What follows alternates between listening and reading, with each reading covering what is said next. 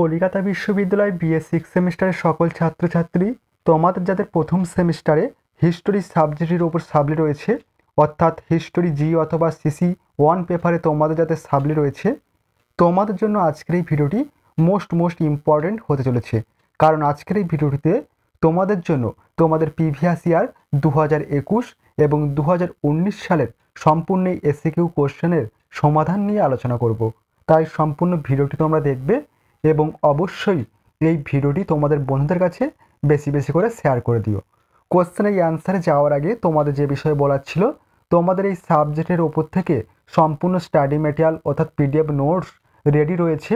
তোমরা যদি কেউ সংগ্রহ করতে চাও তাহলে অবশ্যই স্ক্রিনে দেওয়া হোয়াটসঅ্যাপ নম্বরে এসএমএসের মাধ্যমে যোগাযোগ করে সম্পূর্ণ পিডিএফ নোটসটি তোমরা পারচেস করতে পারো।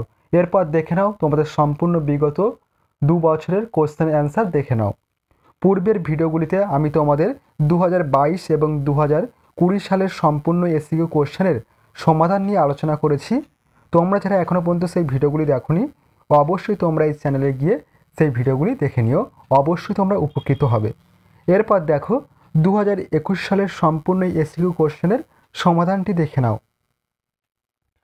প্রথম কোশ্চেন ছিল, নব্য প্রস্তর যুগের মানুষের যে কোনো একটি হাতিয়ারের নাম উল্লেখ করো।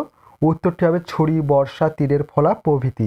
2 নম্বর কোশ্চেন, প্রাচীন ভারতের ইতিহাস রচনায় যে কোনো একটি সাহিত্যিক উপাদানের নাম উল্লেখ করো। উত্তরটি হবে সাহিত্য উপাদানকে মূলত দুটি ভাগে ভাগ করা হয়, দেশীয় সাহিত্য এবং বিদেশি সাহিত্য। দেশীয় সাহিত্যের মধ্যে রামায়ণ, মহাভারত, বিদেশি সাহিত্যের মধ্যে ইন্ডিকা, ফোকুও কিং প্রভৃতি। তাহলে তোমরা উত্তরটি লিখবে দেশীয় সাহিত্য। যে কোনো একটি সাহিত্যিক উপাদানের নাম উল্লেখ করতে বলেছে, উত্তরটি হবে দেশীয় সাহিত্য, রামায়ণ, মহাভারত। এরপর দেখো 3 নম্বর কোশ্চেন, হরপ্পা সভ্যতার একজন আবিষ্কর্তার নাম লেখো। উত্তরটি হবে হরপ্পা সভ্যতার একজন আবিষ্কর্তার নাম হলো প্রত্নতত্ত্ববিদ দয়ারাম সাহানি। এবং 4 নম্বর কোশ্চেন, আর্যদের প্রাচীনতম ধর্মগ্রন্থের নাম কি? উত্তরটি হবে ঋগ্বেদ। এবং 5 নম্বর কোশ্চেন, বৈদিক যুগে প্রচলিত একটি মুদ্রার নাম উল্লেখ করো। উত্তরটি হবে বৈদিক যুগে প্রচলিত একটি মুদ্রার নাম হলো নিক্স। এবং 6 নম্বর কোশ্চেন, মগধ সাম্রাজ্যের প্রথম শক্তিশালী শাসক কে ছিলেন? উত্তরটি হবে মগধ সাম্রাজ্যের প্রথম শক্তিশালী শাসক ছিলেন রাজা বিম্বিসার। এবং 7 নম্বর কোশ্চেন, নন্দ বংশের শেষ রাজার নাম কি? উত্তরটি হবে নন্দ বংশের শেষ রাজার নাম ছিল ধননন্দ। এবং 8 দাগের কোশ্চেন, কোন সম্রাট অমিত্রঘাত নামে পরিচিত? উত্তরটি হবে সম্রাট বিন্দুসার। এবং 9 নম্বর কোশ্চেন, আলেকজান্ডার কত সালে ভারত আক্রমণ করেন? উত্তরটি হবে আলেকজান্ডার 327 খ্রিস্টপূর্বাব্দে ভারত আক্রমণ করেন। 10 নম্বর কোশ্চেন, জৈন ধর্মাবলম্বীদের যে কোনো একটি শাখার নাম উল্লেখ করো। উত্তরটি হবে জৈন ধর্মের দুটি প্রধান শাখার মধ্যে একটি হলো শ্বেতাম্বর ও অন্যটি হলো দিগম্বর। এরপর দেখো নেক্সট কোশ্চেন 11 নম্বর, গৌতম বুদ্ধ কোথায় নির্মাণ লাভ করেছিল? উত্তরটি হবে গৌতম বুদ্ধ বোধগয়াতে অশ্বত্থ বৃক্ষের নিচে নির্বাণ লাভ করেছিলেন। 12 নম্বর কোশ্চেন, সাতবাহন বংশের উত্থান ভারতবর্ষের কোন অঞ্চলে গড়ে উঠেছিল? উত্তরটি হবে সাতবাহন বংশের উত্থান ভারতবর্ষের দাক্ষিণাত্য দক্ষিণ ভারত অঞ্চলে, বিশেষ করে অন্ধ্রপ্রদেশ ও মহারাষ্ট্রের কিছু অংশে গড়ে উঠেছিল। এবং 13 নম্বর কোশ্চেন, কনিষ্কের আমলে কোন বিখ্যাত শিল্পরীতির বিকাশ ঘটে? উত্তরটি হবে কনিষ্কের আমলে গান্ধার শিল্পরীতির বিকাশ ঘটেছিল। এবং 14 নম্বর কোশ্চেন, খ্রিস্টীয় প্রথম শতকে আবিষ্কৃত কোন প্রাকৃতিক ঘটনা ভারত রোম সমুদ্র বাণিজ্যকে প্রভাবিত করেছিল? উত্তরটি হবে খ্রিস্টীয় প্রথম শতকে আবিষ্কৃত মৌসুমি বায়ু ভারত ও রোমের মধ্যে সমুদ্র বাণিজ্যকে বিশেষভাবে প্রভাবিত করেছিল। এরপর দেখো 15 নম্বর কোশ্চেন, সঙ্গম সাহিত্যের অন্তর্গত একটি মহাকাব্যের নাম লেখো। উত্তরটি হবে সঙ্গম সাহিত্যের অন্তর্গত একটি মহাকাব্যের নাম হলো মণিমেখলাই। এই ছিল তোমাদের সম্পূর্ণ 2021 সালের প্রশ্নপত্রের সমাধান। তোমরা কিন্তু অবশ্যই এই প্রশ্নপত্রগুলি ভালোভাবে প্র্যাকটিস করে যেও। অবশ্যই এখান থেকে অনেকগুলি কোশ্চেন তোমাদের পরীক্ষার খাতায় তোমরা কমন পেয়ে যাবে। এবং তোমরা যদি কেউ তোমাদের এই সাবজেক্টের উপর থেকে স্টাডি মেটেরিয়াল অর্থাৎ পিডিএফ নোটস পারচেস করতে চাও, তাহলে অবশ্যই স্ক্রিনে দেওয়া হোয়াটসঅ্যাপ নম্বরে এসএমএসের মাধ্যমে যোগাযোগ করে সম্পূর্ণ পিডিএফ নোটসটি সংগ্রহ করতে পারো। এরপর দেখে নাও তোমাদের 2019 সালের সম্পূর্ণ এসসিকিউ কোশ্চেনের সমাধানটি দেখে নাও। 2019 সালের প্রথম কোশ্চেন ছিল হরপ্পা সভ্যতার একটি প্রত্নক্ষেত্রের নাম লেখো। উত্তরটি হবে গুজরাটের লোথাল এবং উত্তর রাজস্থানের কালীবঙ্গান।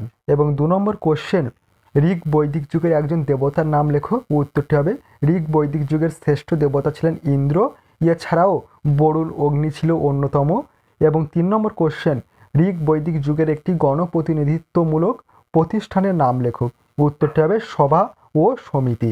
এবং 4 নম্বর কোশ্চেন বৈদিক যুগের সমাজ কটি বর্ণে বিভক্ত ছিল।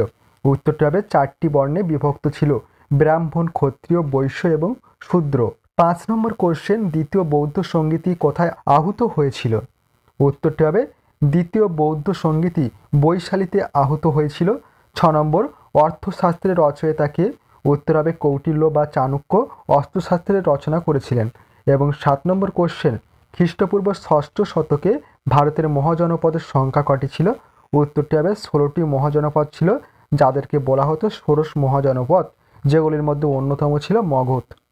এবং 8 নম্বর কোশ্চেন কে ধর্ম মহামাত্র পদের প্রবর্তন করেছিলেন। উত্তরটি হবে সম্রাট অশোক তার ধর্ম প্রচারের জন্য ধর্ম মহামাত্র পদের প্রবর্তন করেছিলেন। এবং 9 নম্বর কোশ্চেন মিলিন্দ পনহ কার রচনা। উত্তরটি হবে বৌদ্ধ পণ্ডিত নাগসেন রচনা করেন।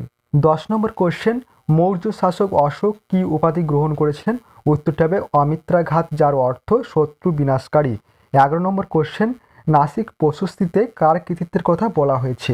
উত্তরটি হবে গৌতমী পুত্র সাতকর্ণীর কৃতিত্বের কথা বলা হয়েছে। 12 নম্বর কোশ্চেন গন্ডোফার্নিস কে ছিলেন।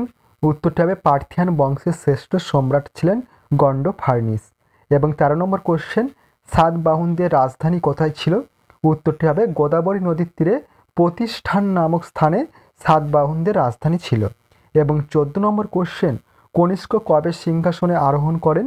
উত্তরটি হবে কনিষ্ক সম্ভবত 127 খ্রিস্টাব্দে কুষাণ সিংহাসনে আরোহণ করেন, যদিও পূর্বে মনে করা হতো 78 খ্রিস্টাব্দে তিনি সিংহাসনে আরোহণ করেন, যা শক যুগের সূচনা হিসেবে পরিচিত। এরপর দেখো সর্বশেষ কোশ্চেন গান্ধার শিল্পের উৎপত্তি কোথায় হয়েছিল। উত্তরটি হবে কুষাণ বংশের শাসনকালের উত্তর পশ্চিম ভারতে গান্ধার শিল্পের উৎপত্তি হয়েছিল। এই ছিল তোমাদের সম্পূর্ণ পিওয়াইকিউ এসকিউ কোশ্চেনের সমাধান 2019 এবং 2021 সালের। তোমরা কিন্তু অবশ্যই এই কোশ্চেনগুলি ভালোভাবে প্র্যাকটিস করেছিও। এখান থেকে অনেক কোশ্চেনই তোমরা তোমাদের পরীক্ষার খাতায় কমন পেয়ে যাবে। এবং পূর্বের ভিডিওগুলিতে আমি তোমাদের 2022 এবং 2020 সালের সম্পূর্ণ এসকিউ কোশ্চেনের সমাধান নিয়ে আলোচনা করেছি। তোমরা যারা এখনো পর্যন্ত সেই ভিডিওগুলি দেখোনি, অবশ্যই তোমরা চ্যানেলে ভিজিট করে সেই ভিডিওগুলি দেখে নিতে পারো। অবশ্যই তোমরা উপকৃত হবে।